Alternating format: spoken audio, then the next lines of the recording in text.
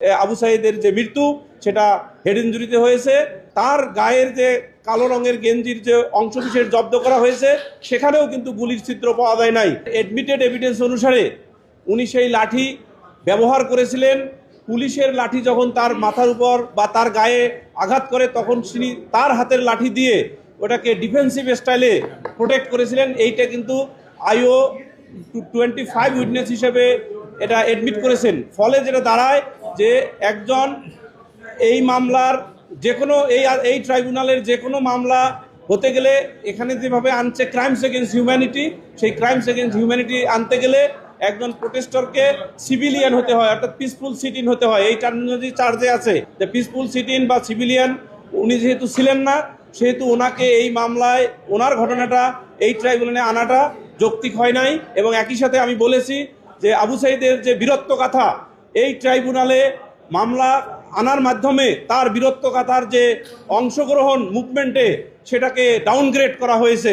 বরং এটা যদি পেনাল কোডের আমাদের যে দায়রা আদালতে বিশেষ কোনো আদালতে যদি বিচার হইতো তাহলে আবু সাইদের যে বীরত্বগাথা সেটা ঠিক থাকতো, তাকে সিভিলিয়ান হিসেবে দেখানোর কোনো প্রয়াস থাকতো না এবং সে একজন প্রোটেস্টর এবং সেই প্রোটেস্টর হিসেবে তাকে পরিগণিত করে অর্থাৎ এই মামলা ট্রাইব্যুনালে না হয়ে নর্মাল দায়রা আদালত বা বিশেষ আদালতে হলে তার বীরত্বগাথা উন্মোচিত হতো ভালোভাবে। আদারওয়াইজ এখানে তাকে যে ডাউনগ্রেড করা হয়েছে এই ট্রাইব্যুনালে এনে সেই যুক্তি উপস্থাপন করে বলেছি যে আবু সাইদের যে মৃত্যু সেটা হেড ইনজুরিতে হয়েছে। তার ইনজুরি গুলির যেহেতু কোনো কার্তুজ পাওয়া যায় নাই, ইভেন তার বডি এক্স রে এক্সামিনেশন করা হয় নাই, তারপর রেডিওগ্রাফিক কোনো এক্সামিনেশন করা হয় নাই।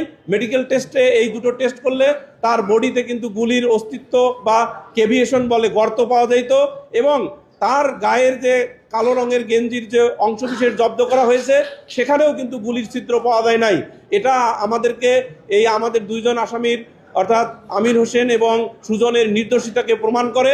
মোরওভার এসআই ইউনুস নামে একজন পুলিশ অফিসার, এখানে প্রসিকিউশন থেকে বলা হয়েছে যে তিনি গুলি করে তাকে হত্যা করেছেন।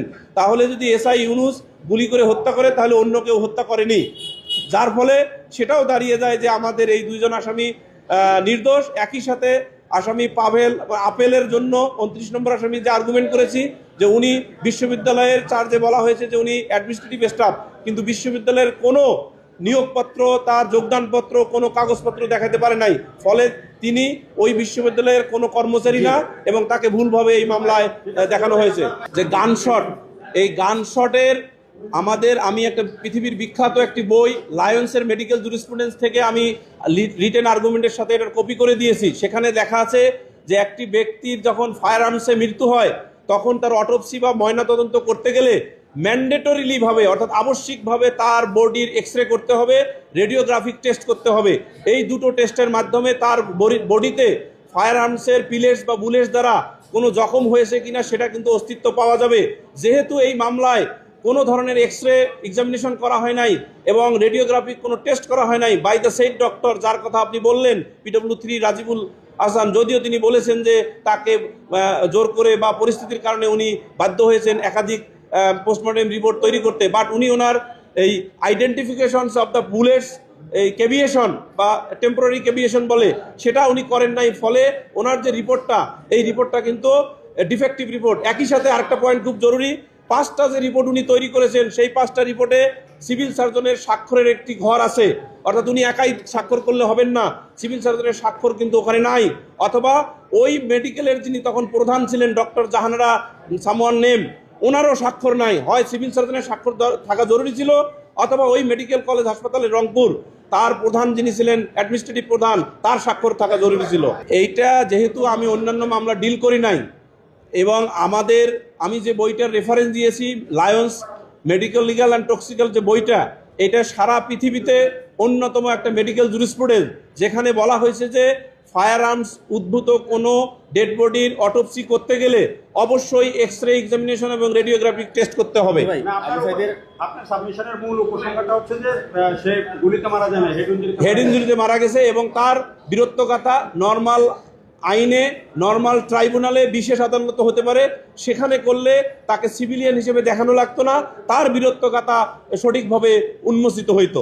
হেড ইনজুরির প্রমাণ আছে। হেড ইনজুরির প্রমাণ হলো আল জাজিরার যে ভিডিও রিপোর্ট, যেটা প্রসিকিউশন পরে সাবমিট করেছে, সেই ভিডিও রিপোর্টে কিন্তু হেড ইনজুরি রিপোর্ট আছে এবং তারা অ্যাডমিট করেছে যে 6 জন পুলিশ অফিসার বা পুলিশ সদস্য তাকে লাঠিচার্জ করে তার হেড ইনজুরি সংগঠন করেছে।